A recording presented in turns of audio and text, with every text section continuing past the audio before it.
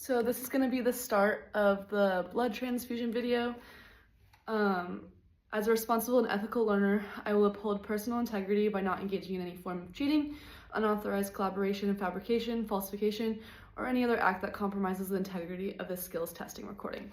Okay, so first off, for blood transfusion, I'm going to be checking for the order. So I'm going to be looking through the order, making sure all of the other orders following it are there, just to make sure that we have everything in place.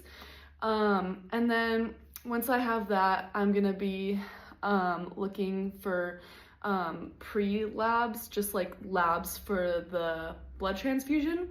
And then I'm gonna be looking at the health history to see if they've had any previous reactions before for a blood transfusion. And then I'm gonna be looking for the indication as to why they are receiving blood. And this could be found in their labs. So in my case, the patient has lost a lot of blood. And so their RBCs, their hematocrit, their hemoglobin are gonna be all really low in the labs. And so that's gonna be the indication. And then I'm gonna be looking for a consigned consent form in the patient's chart. If they don't have one, I'm just gonna grab one before I go into the room. And then also before the blood transfusion, I wanna kind of set up to minimize as much time as possible so that I can get the blood as fast into the patient as possible. We only have a 30-minute window from when that blood leaves the blood bank to get it into the patient. Okay, so I'm gonna go ahead, grab the consent form if it hasn't been signed. I'm gonna grab my wide tubing and my normal saline, and then I'm gonna go ahead and grab my vital signs machine. So I'm gonna go ahead. There are no gloves here, so I'm just gonna pretend I have gloves. Okay, so here's my supplies. I have my vital machine, I have my consent form. All right, knock, knock, knock. Hi, I'm Shaya. I will be your nurse for today. You are gonna be receiving some blood. Do you know why? Yes, you got in a car accident. Is it okay if you sign this? Okay, you signed it. Perfect. It's in the chart. We're good to go. So I'm just gonna go ahead and set up. Do you have any questions or concerns with getting blood that you want to voice with me today? Okay, yeah, for sure. And then we'll just kind of talk about it. Okay, so I'm gonna go ahead and set up this primary tubing, this wide tubing. Okay, and then also I'm gonna be assessing the IV site. So of course, doing hand hygiene, always. I'm gonna be putting on gloves, make-believe gloves. I'm gonna be assessing the site, and then I'm also looking for any infiltration. So I have gloves on again. So I'm gonna be using a flush just to make sure it's not infiltrated. So just using the alcohol swab, priming the flush.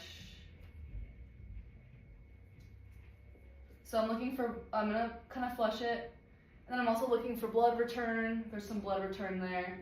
We're just gonna go ahead and flush that. So it's not infiltrated, so we're good to connect. Just gonna trash that.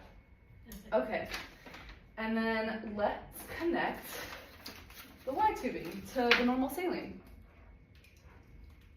So they'll just be voicing their questions and concerns while I'm kind of hooking this up. Of course, I'm scanning this before going through all my Mars. So, and I'm making sure everything is clamped. I clamped it beforehand.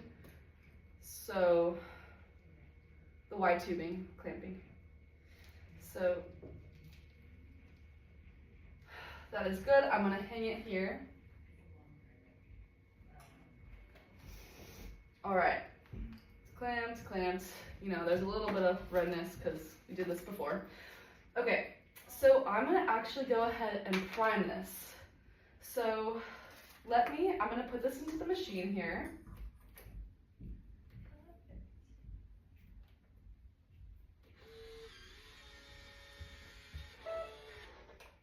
So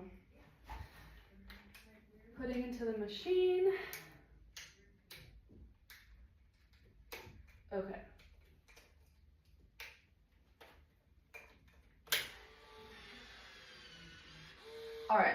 so you can see there's two. This one's for the blood, this one's for the normal saline. So I'm gonna unclamp, I'm gonna kind of put some of this into the drip chamber. Okay, and then I do want to prime. So I'm gonna prime into this trash bag. And so I'm gonna click yes. So I'm priming this whole normal saline bag. Oh, and then I have to, it is cueing me to make sure that everything's unclamped. Unclamped now. Checking, yep. Okay. Oops. Okay, so it's gonna be priming. You can see the bubbles are being primed out. The cap is on to maintain sterility. So while this is, so then once it's primed, for time's sake, I'm gonna stop it. So let's just say this whole thing is primed. So I'm prepping for the blood transfusion again. So I'm actually gonna connect this to the patient just so that it's ready to go. So it's primed again. So doing that alcohol swab for 30 seconds. Connecting it. Okay, and it's stopped. It's gonna be stopped in real life. So now I'm gonna take the vital signs before getting the blood. So here's my makeshift blood pressure. I'm gonna be taking their temperature. If the temperature for whatever reason is 100 Fahrenheit or above, I'm gonna notify the physician before getting the blood because, it might be like a safety hazard. All right, so now I'm gonna go get my blood from the blood bank. So I'm gonna be doing my first check by myself at the blood bank. So I'm looking at the blood information here and comparing it to the paperwork here. I'm making sure that it all matches. So that's my first check. Now I'm gonna go grab my second nurse to come verify the second check with me. So I'm gonna go ahead and do that. So grabbing my second nurse, going into the room. Okay, so now I'm gonna give them this. And they're gonna also reference, of course, their name and their date of birth as a second identifier. We already did that in the beginning.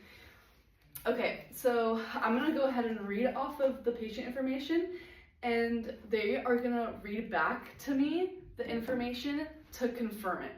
So, Summer May, it says Summer May here.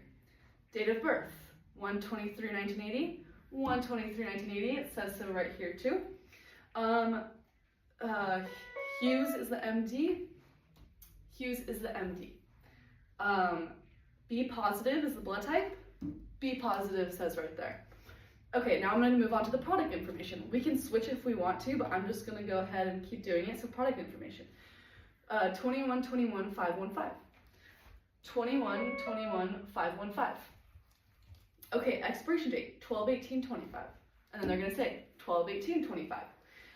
B positive again. B positive again. Volume 300 mils. Volume, where is it? 300 mils. Okay, so we did our second check. Everything looks good. Remember, we only have 30 minutes to give that blood to them as soon as it leaves the blood bank. Okay, so since I already primed my tubing, I can go ahead and set the rate. The rate for the orders, it says 120 mLs to 300 mLs per hour.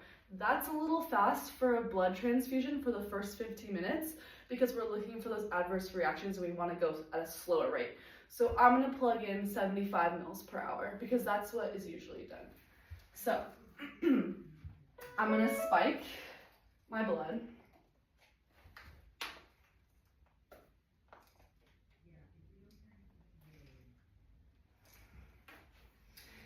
So I'm going to clamp this. This is clamped as well. All right, perfect. Okay, acknowledge the alarm. Okay, so it's gonna be it's gonna be blood in here. That's gonna be the whatever. That's what it's programmed to. And then it's exactly like a primary rate.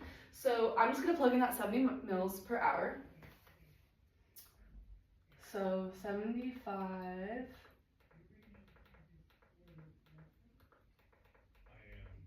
75 mils per hour, pressing okay. And then 300 mils, remember?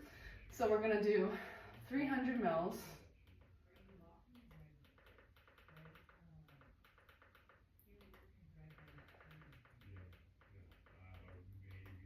All right, okay. And then we're just checking to confirm. It says 4 hours. That's gonna be the amount that it runs through, and we want that.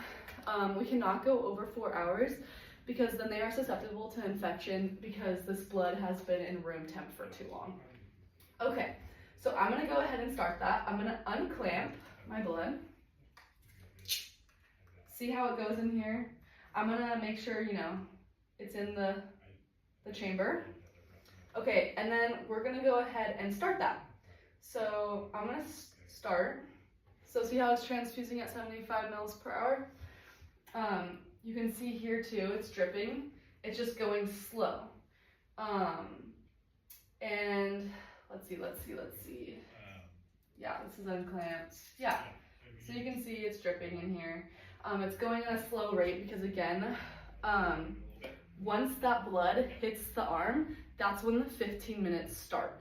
So in this case, for time's sake, I'm just gonna say the blood has run through all the way, and as soon as it hits the arm, 15 minutes, bam. I'm gonna be in the room observing for any adverse effects. I'm gonna be taking their vital signs beforehand, like during. We did the beforehand to get our baseline. Now we're taking the vital signs just to assess for any reaction. So what would that look like? Tachycardia, tachypnea, shortness of breath. If they had a really high temp all of a sudden, I'm also going to be listening to their lung sounds to listen for any crackles and any signs of taco or trolley. And if any of these adverse reactions occur, I'm just going to stop this so it doesn't go into the arm. If any of these adverse effects occur, I'm going to immediately stop the transfusion and notify the doctor. So those 15 minutes have passed. They're looking great. Everything seems to be going great. So now I'm going to increase the rate. I'm going to increase it to that 120 to 300 mils per hour mark. So let's do that. So I'll just do 120. And again, just checking to make sure that it's under those 4 hours. Okay. 120. Yes, okay, pressing okay. And then we're gonna start that. And see how it's dripping at a much faster rate? Okay, I'm just gonna stop it again, just so that it doesn't go into the actual arm. Okay, so once that has gone through, once this blood has run out, I'm gonna clamp it, and then, so let's just say, I'll clamp this. It's run out. Now I'm gonna run the normal saline at the same rate to make sure they get all of the blood. So I'm gonna unclamp this, and then at the same rate, start it, and just make sure they're receiving all the blood possible. If for whatever reason they need a second unit of blood, we can use the same Y tubing, but if they need a third unit of blood, then we're gonna have to trash this Y tubing and get a whole nother set just to avoid that infection.